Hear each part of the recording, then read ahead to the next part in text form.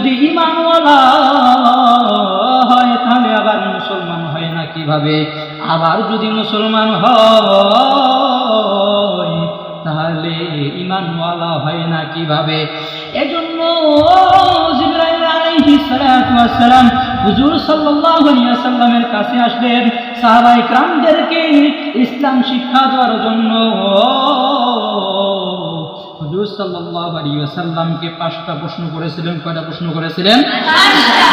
হুজুর সাল্লাল্লাহু আলাইহি ওয়াসাল্লামকে জিবরাইল আলাইহিস সালাতু ওয়াস সালাম 5টা প্রশ্ন করেছিলেন। তার মধ্যে 2টা প্রশ্ন করেছিলেন। প্রথম নাম্বার হলো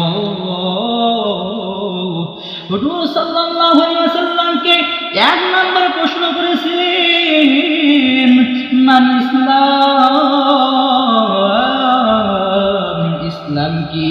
হুজুর সাল্লাল্লাহু আলাইহি ওয়াসাল্লাম জিবরাইল আলাইহিস সালাতু ওয়াস সালামের প্রশ্নের জবাবে উত্তর দিয়েছিলেন আন তুকিমাস সালাত। 2 নাম্বার প্রশ্ন করেছেন জিবরাইল আলাইহিস সালাতু ওয়াস সালাম হুজুর সাল্লাল্লাহু আলাইহি ওয়াসাল্লামকে প্রশ্ন করেছেন মান ঈমান, হে নবী ঈমান কি? হুজুর সাল্লাল্লাহু আলাইহি ওয়াসাল্লাম উত্তর দিয়েছেন আন তুমিনা বিল্লাহ। আল্লাহ রাসূলকে কেন এইভাবে প্রশ্ন করতেন?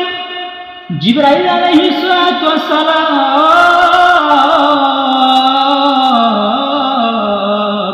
2টা প্রশ্ন আলাদাভাবে কেন করলেন? 2টা যদি একই হতো সাল্লাল্লাহু আলাইহি ওয়াসাল্লামকে আলাদাভাবে প্রশ্ন করতেন না, একটাই প্রশ্ন করতেন। এই জন্য ইসলাম আর ঈমান হলো আলাদা আলাদা।